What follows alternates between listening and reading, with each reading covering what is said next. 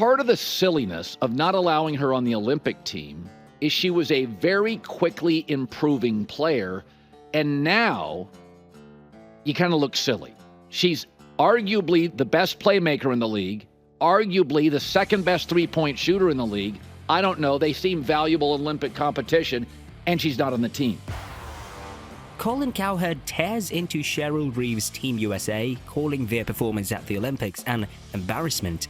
In the just concluded Olympics, the US women's team, led by Aja Wilson, who scored 21 points, beat France, the Olympics host, 67-66, becoming the first basketball team in Olympic history to win 8 consecutive gold medals. Although their 67-point margin marks the fewest scored by a gold medal winner, the previous low being 74 scored by the US in a victory over Australia for gold in the Olympic Games Athens 2004. Could the point margin be the reason for Cowherd's vitriols at the team? Or this is the one in his many arsenals? Join us as we seek answers to the reason why the women's basketball team feathers are brazenly ruffled by Colin Cowherd despite a historic gold win. Speaking on Fox Sports Radio, Cowherd explains why women's basketball should be kicking itself following their lackluster TV ratings at the Paris Olympics, saying the sport robbed itself of a once-in-a-generation chance to capitalize on the boundless popularity of Caitlin Clark playing on the US women's team. Well, you've heard of the gold medal count, right? The gold medal count. How about the television official count? The ratings are in. Everything exploded in Paris, with one exception: women's basketball. The ratings couldn't even beat the Tokyo Olympics that happened during COVID. The men's, with fading old stars, LeBron, KD, Steph, got 20 million viewers, over doubled the last Olympics. And it's LeBron and Steph and KD, it's the old guys. People couldn't get enough. Breakdancing was a hit. And yet the women who won gold, attendance down, ratings flat. How? Everything else exploded because there was a giant wave in women's college basketball, and they forgot their surfboard. Not only Caitlin Clark, but Angel Reese and Caitlin should have been on this team. Who would pit viewership ratings alongside the highest stand on the Olympic podium? Nobody, but a country with an 8-year consecutive gold-winning team.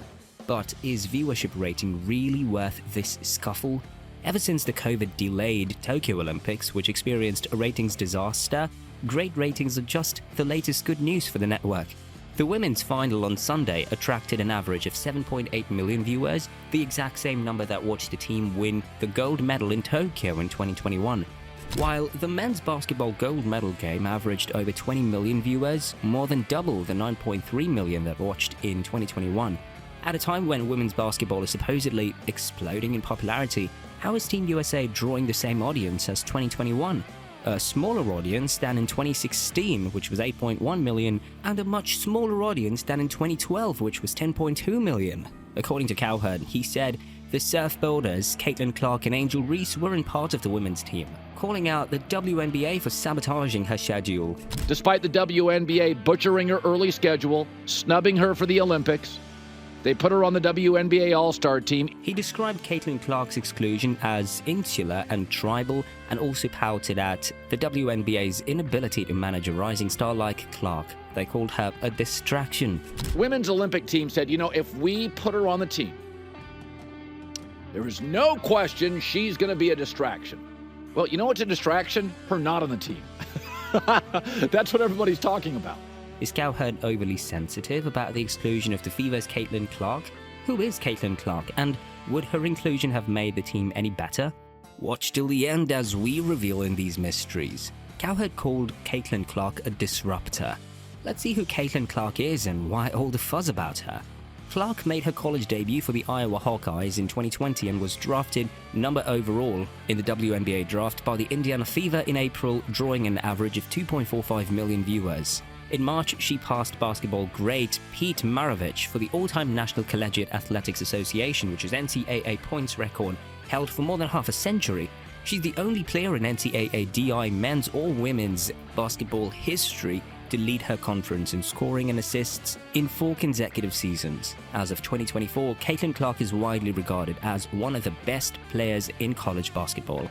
Clark's playing style has been notably compared to NBA superstar Stephen Curry, while inspiring a whole new generation of basketball fans across the globe. Her ability to score from anywhere on the court, combined with her exceptional passing, makes her a dual threat. The Iowa legend has increased viewing ratings, attendance, and merchandise sales to unprecedented heights.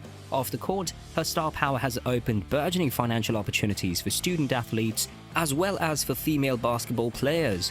All before turning pro, the 22-year-old has signed lucrative endorsement deals with Nike, Gatorade, State Farm, and Panini, something that was previously in breach of NCAA regulations until 2021. At the draft, Clark became the first basketball star, WNBA or NBA, to be dressed by Prada. According to sports retailer Fanatics, Clark's jersey for the Fever became an instant hit, becoming the top-selling jersey ever for a draft pick in any sport. Why the jamboree for a 22-year-old? Is there more than meets the eye? Sit tight, as we're not done yet. Clark, they said she has redefined what a good shot is. Look how far out she was. Clark off the switch, found Smith, who laid it in. That is now 13 assists. This is now the 5th straight game for the Fever with 40 or more points in the paint. That would be basket 44, courtesy of Caitlin Clark's 13th assist. Here begs the question, why was she dropped from the Olympics team? Is there an ulterior motive or agenda against the Iowa fast-rising superstar? The selection committee narrowed it down to experience being a factor.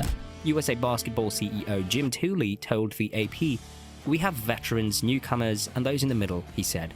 "Good perspective and continuity is such an important thing, and is why we've been successful in the Olympics." Selection committee Jen Rizzotti said, and when you base your decision on criteria, there were other players that were harder to cut because they checked a lot more boxes. Cheryl Reeve, the national team coach, was asked by an ESPN journalist about Caitlin Clark's Olympic future and her status as a potential member of a future national team. Why the hell would I answer a national team question? I'm wearing links, and I'm the head coach of the national team, but I'm not the chair of the committee. Anybody want to venture into anything else? Reeve said. Whose table would the buck blame stop? Cheryl Reeve, or Jen Rizzotti, or Jim Tooley? After missing out of the Olympic selection, Caitlin spoke about her Olympic dream. "It would mean everything. That's one of my dreams as a kid growing up. You always want to be an Olympic gold medalist. So I know how special it is to represent the USA across your chest. So being able to do that on the highest level would certainly be a dream come true. I know it's the most competitive team in the world, and I know it could have gone either way of me being on the team, me not being on the team. Hopefully one day I can be there," she told reporters after practice on Sunday. "I think it's just a little more motivation. You remember that. Hopefully when 4 years comes around, I can be there." However, Cowherd was brazen at the opportunity the women's basketball team could have seized at the Paris 2024. Do you think Cowherd's attack on the women's national team is justified? Share your thoughts with us in the comments below.